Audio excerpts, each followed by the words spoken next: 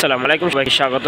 চট্টগ্রাম কর্ণফুল ইপিজেডের সামনের সকালের ব্যস্ততা নিয়ে আজকের ভিডিওটি দেখতে পাচ্ছেন। এখানে যে পরিমাণ সকালে মানুষের ব্যস্ততা, তার থেকে বেশি ব্যস্ততা হচ্ছে গাড়ি চলাচলের।